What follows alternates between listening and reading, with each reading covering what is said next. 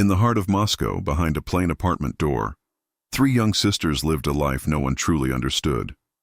From the outside, their family looked ordinary, quiet, private, and disciplined. But behind those closed doors, a nightmare brewed for years. A nightmare so dark that when it finally exploded, it shocked the entire world.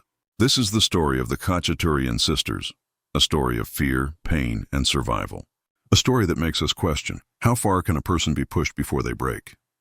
It was a warm summer evening in 2018 when the neighborhood of Altufyevo in Moscow heard a chilling scream.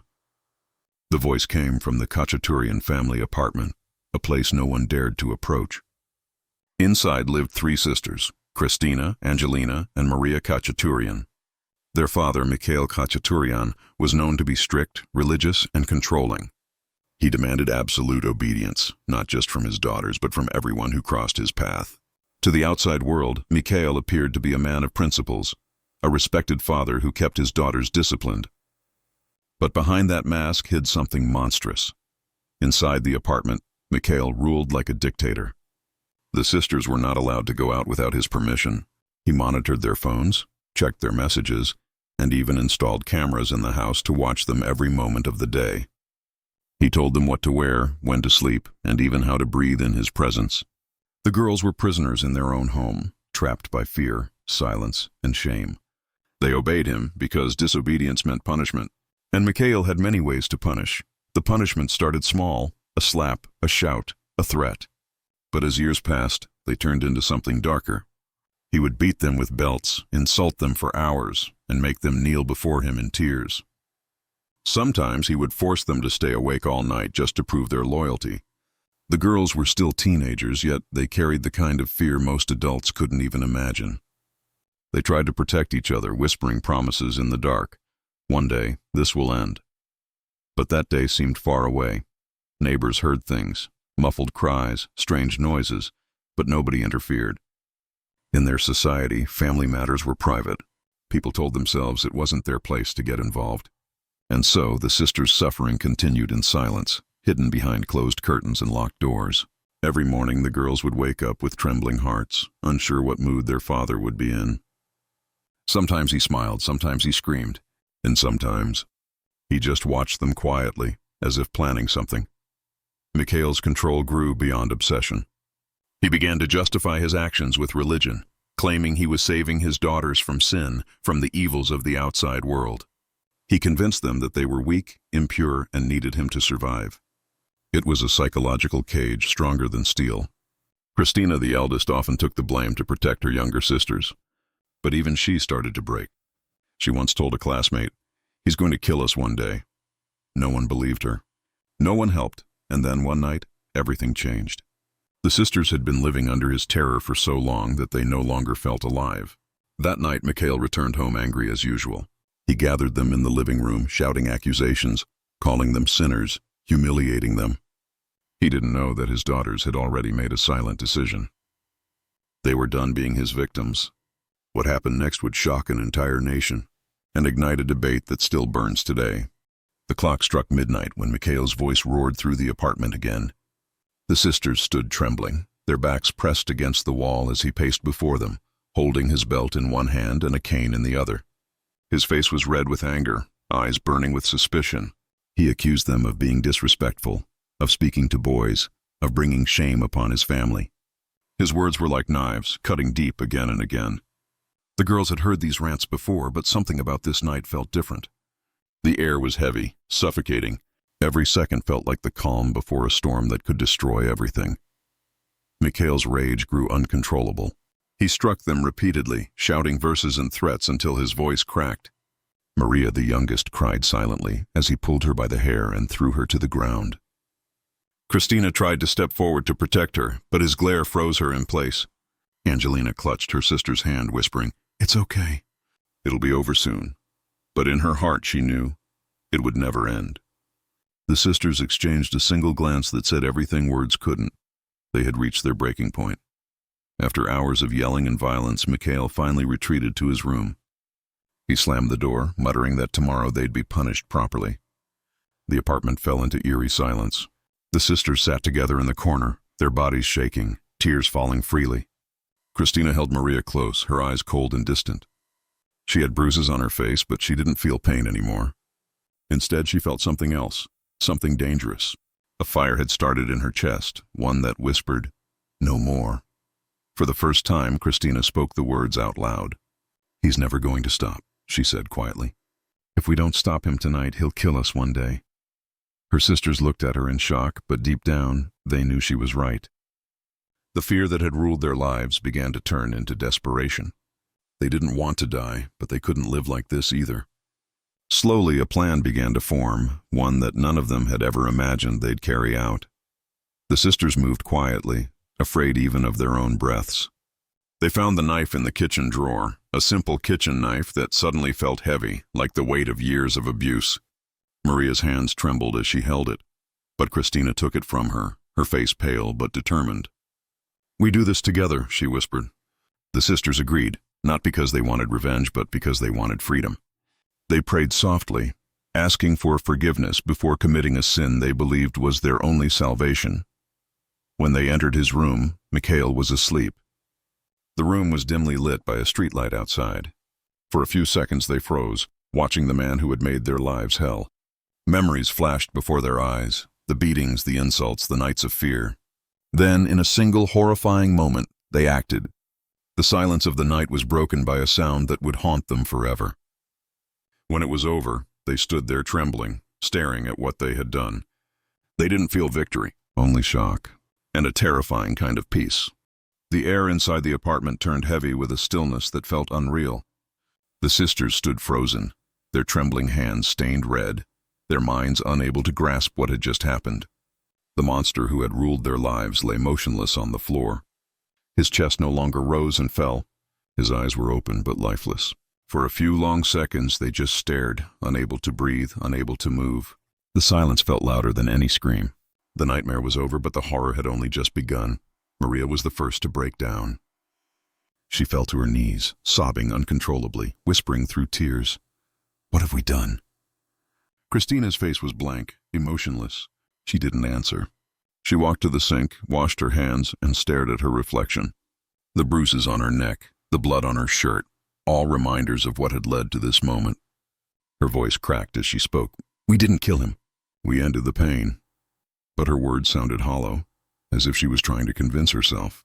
Angelina sat against the wall, her eyes empty, staring at the floor where their father's body lay. She whispered a prayer, her voice shaking. "God, forgive us. Please forgive us." Outside, the night continued as usual. Cars passed by, dogs barked, people slept peacefully, unaware that a tragedy had unfolded just a few meters away. The sisters didn't try to run. They didn't try to hide. Instead, they sat together in the same corner where they used to cry, holding each other tightly. They knew the world would never understand what they had lived through. To outsiders, it would look like murder, but for them, it was something else. It was survival. As dawn approached, Christina made a decision. She picked up the phone and called for help.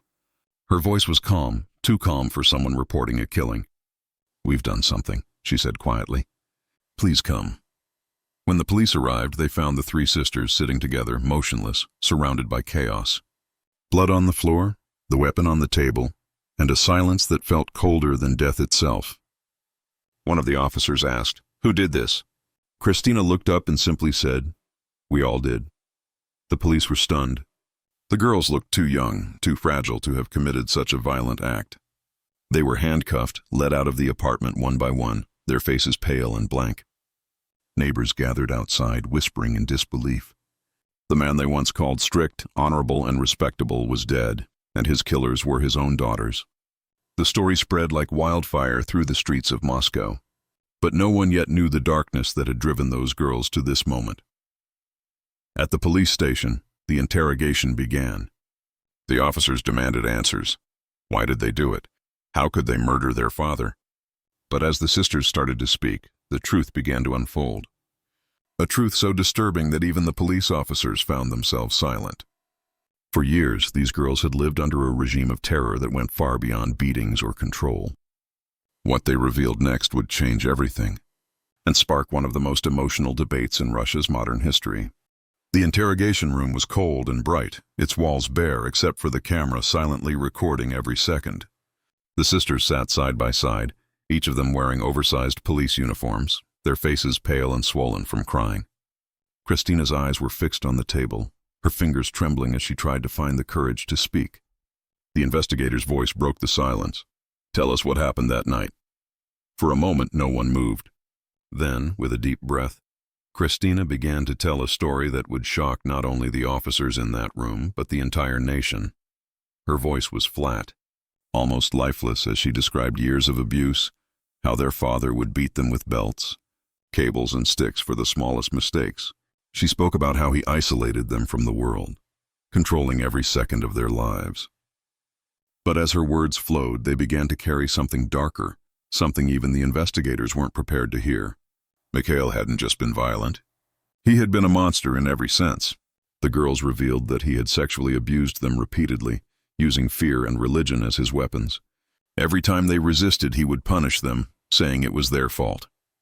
Angelina broke down mid-sentence, her body shaking uncontrollably as she recounted the horror. Maria, the youngest, covered her face with her hands and cried silently. The room grew heavy with disgust and disbelief. The officers exchanged looks, unsure how to react. The story was too cruel to imagine, but the consistency in their details, the scars on their bodies and the trauma in their eyes made it undeniable. They weren't lying. They were victims long before they became killers. Christina described the final weeks before the murder, how Mikhail had become even more paranoid, accusing them of impurity and threatening to kill them one by one. He had forced them to kneel and beg for forgiveness every night, shouting scriptures as he struck them. They lived in constant terror, believing death could come at any moment. When the investigator asked why they hadn't tried to escape, Christina's answer was simple. "We had nowhere to go. No one believed us, and we were too scared." Her voice cracked on the last words, and the room fell silent again. The sisters' statements continued for hours, each revelation darker than the last. They talked about nights when they would whisper to each other, promising to survive until morning. They spoke of praying for a miracle, but none ever came. Eventually, the line between fear and desperation disappeared. They no longer saw their father as a man. They saw him as a shadow that would haunt them forever. Killing him wasn't a plan. It was an explosion of years of suppressed terror, a moment where survival instinct took control of everything else. By the end of the interrogation, the investigators were shaken.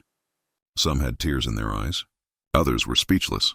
The confessions were raw, painful, and real. The sisters weren't cold-blooded killers. They were broken souls who had been failed by everyone around them. When they were led back to their cells, the officers looked at them differently. They weren't monsters. They were survivors who had done the unthinkable to save themselves. But outside that room, the world was preparing to judge them, without knowing the full truth. By the next morning, the story had escaped the walls of the police station and spread like wildfire. Every major news channel, every headline, every talk show was echoing one name, the Khachaturian sisters. 3 young girls accused of killing their father in cold blood. In the beginning, the media painted them as monsters, heartless, dangerous, ungrateful children who had murdered the man who raised them. Photographs of their pale faces in the courtroom flashed across screens, accompanied by sensational headlines that screamed for punishment. But soon, as fragments of their confession began to leak, the narrative started to shift. Journalists dug deeper. They spoke to neighbors, relatives, classmates, anyone who had known the family. What they found was disturbing.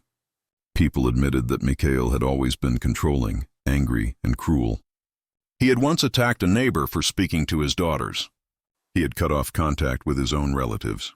Slowly, the image of a strict but loving father crumbled, replaced by that of a tyrant who used religion and fear to control his family. The truth began to surface, but the public was still divided.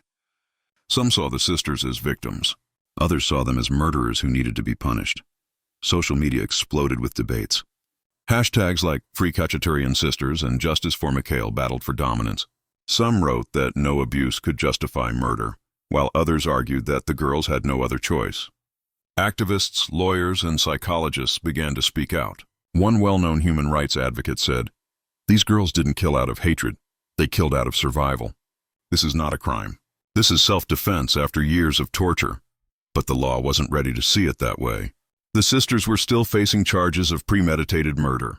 Inside their cold detention cells, the sisters had no idea what the outside world was saying. They sat in silence, replaying that night in their minds again and again. Maria, the youngest, often cried herself to sleep, whispering prayers for forgiveness. Angelina tried to stay strong, comforting her sisters, but her heart was breaking too. And Christina, she had stopped crying. She spent her days staring at the ceiling, wondering if they would ever be free again, or if this was their new prison. Different walls, same fear. Months passed. Each court appearance felt like reopening old wounds. The prosecutors spoke about blood, knives, and guilt, while the defense spoke about trauma, survival, and broken lives. Each hearing drew crowds of reporters and protesters outside. Strangers held signs that read, "We believe the sisters," while others shouted, "Murderers." The courtroom became a battleground between justice and morality. Every tear, every word, every photograph was dissected by the world. In the middle of it all, one question kept haunting everyone. Were they victims or killers? There was no easy answer. To some, they had committed an unforgivable act. To others, they had done what any human being would do when cornered and broken. The sisters sat quietly as the lawyers argued, but deep inside, they already knew the truth. No matter what the court decided, they could never escape what they had lived through. Their freedom, if it ever came, would never feel like peace. As the investigation continued, the truth began to crawl out from the shadows like a long-hidden ghost. Forensic psychologists were called in to examine the sisters, and their findings painted a horrifying picture of years of abuse and psychological torment. Medical records confirmed injuries that matched their stories: bruises, scars, and old wounds that had never been properly treated. The apartment itself became a silent witness. Investigators found surveillance cameras in almost every room, wires connected to Mikhail's private monitor. There were handwritten notes, religious phrases marked with anger, and a locked drawer full of belts, sticks, and other objects stained with dried blood. It was no longer just a home, it was a cage built out of fear. Psychologists testified that the sisters were suffering from battered person syndrome, a condition found in victims of prolonged abuse. Their mental state, they explained, was one of constant terror, living every day as if death was waiting just around the corner. They had been trapped in a cycle of violence so deep that escape felt impossible. One expert said in court, they didn't act as murderers. They acted as survivors who finally lost the strength to endure.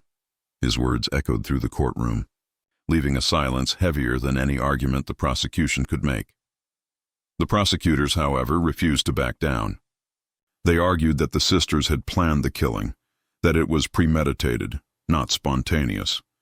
They claimed that if the girls were truly in danger, they could have escaped, gone to the police, or asked for help. But those words sounded hollow to anyone who knew what life under Mikhail had been like. The sisters had lived in complete isolation, no phones, no friends, no freedom. They couldn't even leave the apartment without his permission. How could they run when they had nowhere to go? Meanwhile, the public outrage was growing. More women began sharing their own stories of abuse and fear, inspired by the courage of the sisters. The case had opened wounds that society had long ignored. For years, victims of domestic violence had been told to stay quiet, to endure, to protect family honor. But now people were starting to question that silence. Demonstrations erupted across Russia, women holding candles, chanting the sisters' names, demanding justice not just for them, but for every victim who had ever been told to stay silent. Inside their detention cells, the sisters finally began receiving letters from strangers, people writing from different cities, saying they believed in them, that they weren't alone anymore. Christina read those letters out loud at night, and for the first time in years, they felt something they hadn't felt before: hope. But that hope was fragile, like a candle flickering in the wind. Because even as the truth grew stronger, the system around them remained cold. Laws didn't change overnight, and hearts didn't soften easily. Still, a shift was happening. The evidence, the testimonies, the emotional outcry, everything was turning the tide in their favor. Journalists who had once called them murderers now called them survivors. Lawyers began to volunteer for their defense. The case was no longer just about three sisters. It had become a symbol, a cry for change in a society that had ignored too many victims for too long. Yet even as the world began to see them differently, the sisters knew their battle wasn't over. Freedom was still far away, and justice even further. The courtroom was packed to its limits. Journalists lined the aisles, cameras flashed, and whispers echoed like a restless storm. Every pair of eyes was fixed on the three young women sitting silently behind the glass barrier, the Khachaturian sisters. Their faces were pale, emotionless, their eyes heavy with sleepless nights. Across from them, the prosecutors arranged their papers neatly, preparing to tell the world that these girls were not victims, but murderers. The tension was suffocating. When the judge entered, the room fell into a silence so deep it felt like time had stopped. The prosecutor began with a voice of confidence and authority. He painted a cold picture, three daughters conspiring together, planning the brutal murder of their father. He spoke of knives, of intent, of law and order. They had a choice, he said firmly. They could have escaped. They could have sought help. Instead, they chose to kill. His words were sharp, calculated, meant to pierce through any sympathy the audience might have felt. For a moment, it almost worked. The courtroom was still, and the sisters looked down, their fingers tightening on their knees. Then came the defense. Their lawyer stood up slowly, his voice steady but burning with conviction. These girls did not have a choice, he said. They were prisoners in their own home, slaves to a man who used fear as his weapon. What they did was not murder. It was the final scream of three souls trying to survive. He read aloud passages from the psychologist's reports, detailed accounts of the abuse, and letters from neighbors who admitted they had heard cries but done nothing. His words filled the room with raw emotion. Even the judge shifted uncomfortably, unable to look directly at the sisters. When it was time for testimony, Christina was the first to take the stand. Her voice was soft, trembling, yet filled with an honesty that silenced even her harshest critics. She described her father's violence, the humiliation, the fear of death that hung over them every night. He told us no one would believe us, she said. He was right. No one did. Tears fell down her cheeks, but she didn't stop. When she finished, the entire room was silent. No applause, no whispers. Just quiet respect for the courage it took to relive that horror in front of strangers. Angelina followed, her words sharper, angrier. You call it murder, she said through clenched teeth. But when someone kills you slowly every day, is it not the same? Her statement hit like thunder. The prosecutor tried to object, but the judge motioned for silence. It wasn't just a case anymore. It was a confession of pain, a reflection of everything society had ignored. Maria, the youngest, couldn't speak. She simply cried, whispering over and over, I'm sorry. Her tears did more to move the room than any speech ever could. By the end of the hearing, the courtroom no longer felt like a place of law. It felt like a battlefield between justice and morality. The world outside waited impatiently for the verdict, but inside those walls, something deeper was happening. People were beginning to understand that justice isn't always black and white, that sometimes survival comes at a price no one should ever have to pay. As the judge adjourned the session, the sisters were led back to their cells. Behind them, the murmurs began again, but this time, they weren't just whispers of judgment. They were whispers of sympathy. Outside the courthouse, a storm was growing, one that no law, no authority, and no wall could contain.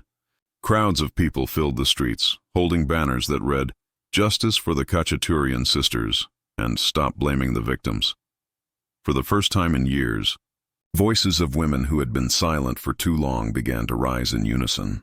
Mothers, daughters, wives, all stood together, demanding change.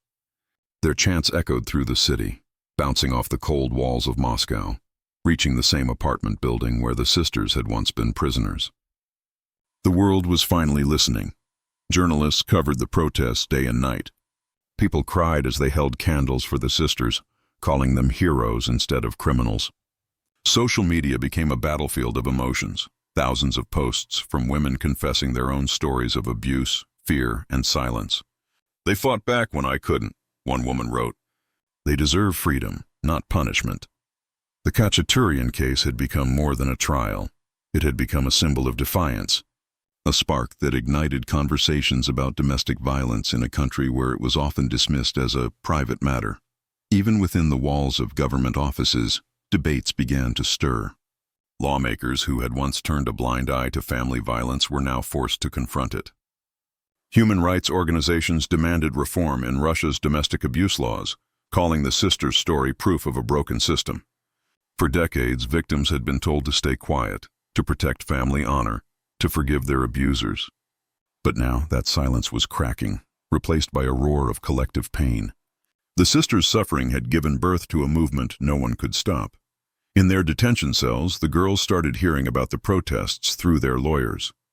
Letters poured in by the hundreds, messages of love, hope, and courage from strangers they'd never met. "You are not alone," one read. "You saved yourselves, and you're saving others." Christina clutched those letters at night, reading them to her sisters until they fell asleep. For the first time, the walls around them didn't feel as suffocating. Somewhere out there, people were fighting for them, for their truth, but not everyone believed in their innocence. Some still saw them as dangerous, claiming they had no right to take a life, no matter the reason. Online hate mixed with compassion, forming a storm of divided opinions. News channels debated endlessly, legal experts argued on live television, and the sisters' faces were everywhere, from posters on the streets to the front pages of newspapers. The whole nation had become their jury. The sisters didn't know it, but their story was changing the very fabric of society. Months turned into years, and the protests only grew stronger. The Khachaturian sisters had unintentionally become symbols of a revolution against silence and fear. Their names were now spoken with both sorrow and pride, and though they remained behind bars, their voices, through their story, had reached millions. Still, their fate hung in the balance. The court had yet to decide whether they would walk free or spend the rest of their lives in prison. The world watched and waited, holding its breath. The final hearing arrived on a gray winter morning. Snow fell softly outside the courthouse, blanketing the city in silence, as if Moscow itself was holding its breath. Inside, the courtroom was filled beyond capacity. Journalists, activists, lawyers, and ordinary citizens had all gathered to witness the end of a story that had haunted the nation for years. The three sisters sat side by side behind the glass barrier, their hands clasped tightly together. They looked older now, no longer the frightened girls who had once whispered in the dark, but women shaped by pain, endurance, and waiting. The air was thick with tension. The defense team sat quietly, papers neatly stacked before them, exhaustion in their eyes. They had fought every day for these girls, through evidence, through emotion, through disbelief. Across from them, the prosecutors appeared confident. They still believed that law could not bend for emotion, that a crime was a crime, no matter the reason. But outside those courtroom doors, the world was already changing. The sisters' case had forced people to confront uncomfortable truths about family, violence, and silence. And now the final judgment would reveal which side of history the court would stand on. When the judge entered, everyone rose. The sound of footsteps echoed through the chamber like a heartbeat. Cameras clicked, pens trembled in hands. The judge's face was stern, unreadable. For a long moment he said nothing. The silence was unbearable. Christina bowed her head, whispering a prayer. Maria held Angelina's hand, her lips trembling. They weren't praying for victory anymore. They were praying for mercy, for understanding, for one small chance at a life beyond fear. The judge began to speak. His words were slow, deliberate, and cold at first, reciting the legal articles, the evidence, the arguments of both sides. The sisters listened, motionless. Each word felt like a hammer striking their hearts. But then something changed in his tone. He acknowledged the years of abuse, the documented trauma, the psychological suffering that had destroyed their childhood. He said that the system had failed to protect them, that society had looked away. The courtroom went completely silent. Even the cameras stopped clicking. When he read the final words, time seemed to freeze. The sisters were declared not guilty of murder in the traditional sense, but guilty of necessary self-defense under extreme circumstances. They would not face long imprisonment. They would not be labeled as killers. Instead, they would be released under psychological supervision and rehabilitation. The sound that followed was like thunder. People sobbing, clapping, shouting. Some cried out of joy, others in disbelief.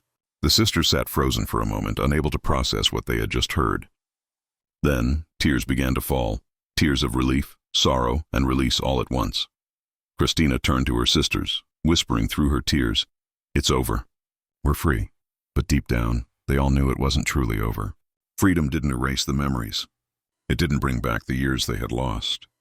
Yet, for the first time, they were stepping into a world without fear, without his voice haunting their every breath. As they left the courtroom, surrounded by flashing cameras and cheering crowds, their faces were wet with tears, but their eyes finally looked alive. Outside, snow continued to fall, melting softly on their cheeks. Reporters shouted questions, microphones pointed in every direction, but the sisters said nothing. They simply held each other close, walking through the snow like three shadows finally stepping into the light. The world had judged them, but now they were free to begin again. Freedom came quietly, without celebration, without peace. The sisters were released into a world that had already written their story 100 different ways. Some called them heroes, others called them killers. But for them, freedom didn't feel like victory. It felt like a slow return to life after years of drowning. They were no longer behind bars, but the walls inside their minds still stood tall. Every loud sound made them flinch. Every shadow reminded them of their father. Healing, they would learn, was not a single moment. It was 1,000 small steps into the unknown. They were placed under supervision, sent to therapy sessions where psychologists helped them rebuild the pieces of their broken souls. The sessions were painful. Every question brought memories they wanted to bury forever. Yet, day by day, they began to speak more freely, to breathe again, to laugh a little, to dream. Maria began painting. Her art was filled with dark shades at first. Black, red, gray, but over time she started adding color.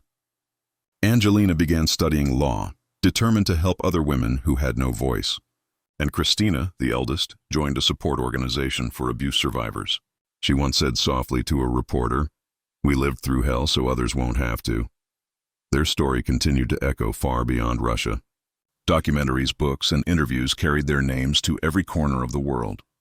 The Khachaturian sisters had become symbols, not of violence, but of strength, courage, and the desperate fight for survival.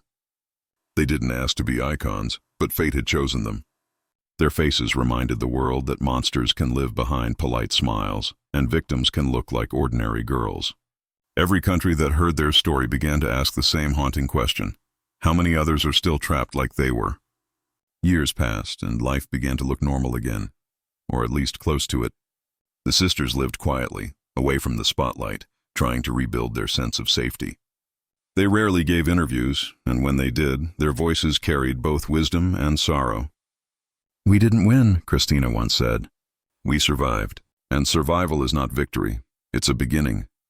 Behind her calm smile lay the invisible scars of years spent in terror. Those scars would never fully fade, but they had learned to live with them, to grow from them. The law, too, began to change. Activists used their case as a foundation to demand stronger protections for domestic violence victims. New bills were introduced, shelters were funded, and awareness campaigns spread across the nation. The sisters' pain had forced a country to confront the silence it had ignored for too long.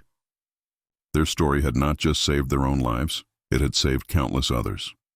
The darkness that once consumed them had, in a strange way, brought light to many. And yet, even as the world moved on, one truth remained eternal. The past never fully disappears. On quiet nights when the wind howled through the trees, the sisters sometimes dreamt of that apartment, that room, that night. But now, when they woke up, they were not afraid. They looked at each other, held hands, and remembered that they had survived the impossible. And survival, even when wrapped in sorrow, is still a kind of victory. And that was the story of the Khachaturian sisters, 3 young women who turned their pain into a voice that shook an entire nation. Their story isn't just about what they did, it's about what pushed them to the edge. It's a mirror showing us the truth we often refuse to see, what silence does to the soul. So tonight, as you close this story, ask yourself, how many voices are still unheard? How many are living in fear, praying for someone to believe them before it's too late? If this story moved you, if it made you think, then don't let it end here. Subscribe to the channel for more true stories that uncover the hidden corners of humanity. Share this video to raise awareness about abuse and survival. And remember, sometimes the most powerful act in the world is simply listening to someone's pain. Until next time, stay safe, stay aware, and never stop questioning the silence.